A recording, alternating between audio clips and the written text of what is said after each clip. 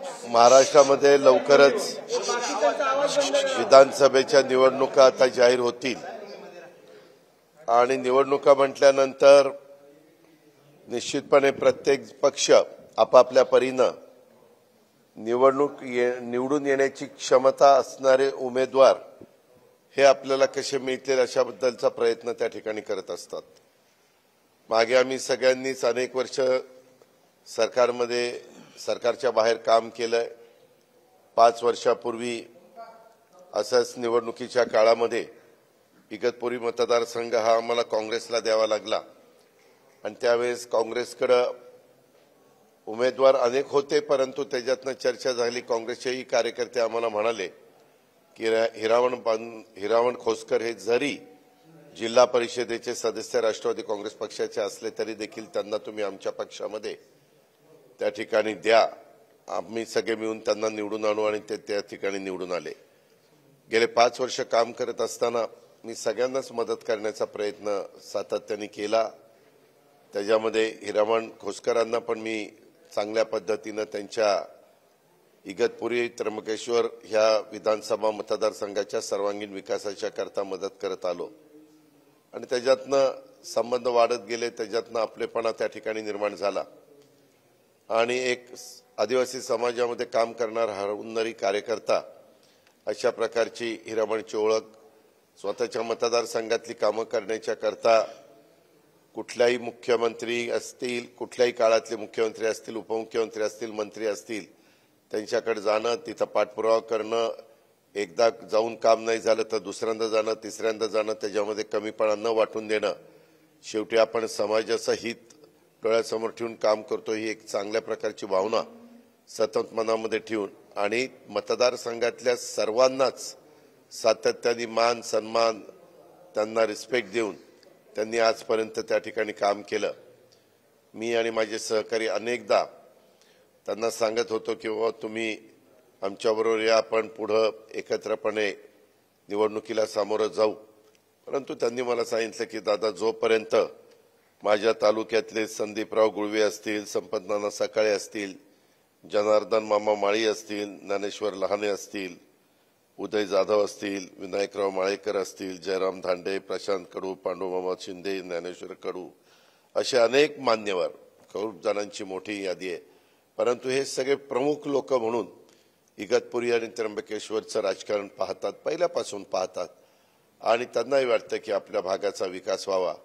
ते म्हणाले की जोपर्यंत हे सगळे जण मला सांगत नाही की बाबा हा निर्णय घ्या तोपर्यंत मला त्या ठिकाणी फार आग्रह तुम्ही करू नका, माझी अडचण येते आणि सगळेच जण त्यांना त्या बाबतीमध्ये बोलवण्याचा प्रयत्न करत होते। परंतु आज राष्ट्रवादी काँग्रेस पक्षाच्या दृष्टीने अतिशय महत्त्वाचा आणि चांगला दिवस आहे की आज हिरावण खोसकरांनी राष्ट्रवादी काँग्रेस पक्षामध्ये प्रवेश केला। मी त्यांचं आणि त्यांच्यावर आलेल्या संदीप भाऊ गुळवे, संपतनाना सकाळे, जनार्दन मामा माळी, ज्ञानेश्वर लहाने, उदय जाधव, विनायक माळेकर, जयराम धांडे, प्रशांत कडू, पांडुमामा शिंदे, ज्ञानेश्वर कडू, जगन कदम, फिरोज शेख, दशरथ बागडे, दिलीप चौधरी, तुकाराम सहाणे, रमेश जाधव, सुदाम भोर, संपत वाजे, अरुण गायकर, शिवाजी सिरसाट आणि इतर असंख्य कार्यकर्ते यांचं राष्ट्रवादी काँग्रेस पक्षामध्ये मनापासून स्वागत करतो। लवकरच आम्ही इगतपुरी विधानसभा मतदारसंघाच्या करता एक चांगला भव्य अशा प्रकारचा मेळावा घेऊ।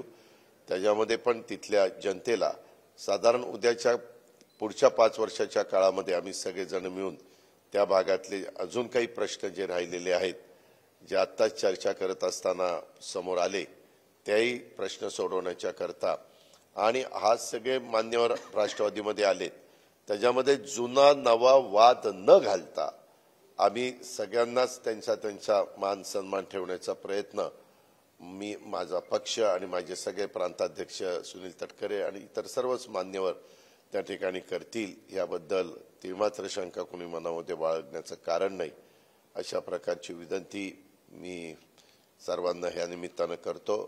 आणि खरोखरच मला एक माझा नवीन सहकारी राष्ट्रवादी काँग्रेस पक्षामध्ये, म्हणजे पूर्वीचा होताच पक्षात परंतु नंतर काँग्रेसमध्ये काँग्रेसचे आमदार म्हणून काम करत होते, आता पुन्हा राष्ट्रवादीमध्ये त्यांनी प्रवेश केला, त्याबद्दल त्यांचं आणि त्यांच्यावर आलेल्या सर्वांचं मी मनपूर्वक स्वागत करतो आणि इथून पुढच्या काळामध्ये अधिक चांगल्या प्रकारे इगतपुरी विधानसभा मतदारसंघाचा आपण सगळे मिळून कायापालट करू, सगळ्यांना न्याय देण्याचा प्रयत्न करू, सर्व धर्म समभाव ही भूमिका घेऊन सर्वांना त्या ठिकाणी योग्य पद्धतीचा आदर त्या ठिकाणी देऊ ही खात्री देतो. धन्यवाद. दादा, पण इतरही आमदार जे आहेत ते संपर्कात आहेत तुमच्या, त्यांचा कधी पक्षप्रवेश? आम्ही एक एक टप्प्याटप्प्याने त्या ठिकाणी घेतोय, कारण इतर पण कामं चाललेली आहेत. तुम्हाला माहिती आहे की आज 7 राज्यपाल नियुक्त आमदारांची नावं राज्यपाल महोदयांनी नियुक्त केलेली आहे.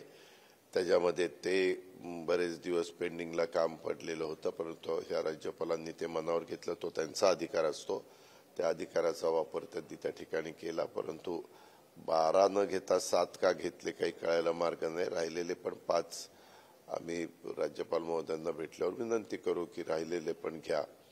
ते एक प्रश्न आहे.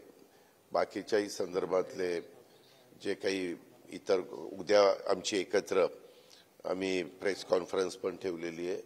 एकनाथराव शिंदे, मी आणि देवेंद्रजींचं माझं बोलणं झालं. एकनाथरावांनी सकाळी तारीख दिली. उद्या मला वाटतं 2:30 वाजता ती प्रेस कॉन्फरन्स आहे. आणि प्रत्येक आता तुम्हालाही पत्रकार मित्रांना आमच्याकडनं पण बोलावणं येईल. असं काही मीडिया म्हणजे काही प्रवेशाचं असेल तर, समोरच्यांचा प्रवेशाचा असेल तर तेही त्यांच्या पद्धतीने बोलवतील. प्रत्येकजण आपलं आपलं संघटना वाढवण्याचा प्रयत्न करतील, तो त्यांचा प्रत्येकाचा अधिकार आहे. पण शेवटी जनता जनार्दन हे प्रमुख आहेत.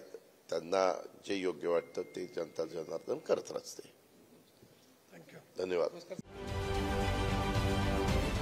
महाराष्ट्रातील सर्व बातम्यांचे विश्वासार्ह व्यासपीठ, सकाळच्या सर्व सोशल मीडिया प्लॅटफॉर्मला लाईक, फॉलो आणि सबस्क्राईब करा. तसंच सर्व नोटिफिकेशनसाठी बेल आयकॉन प्रेस करायला विसरू नका.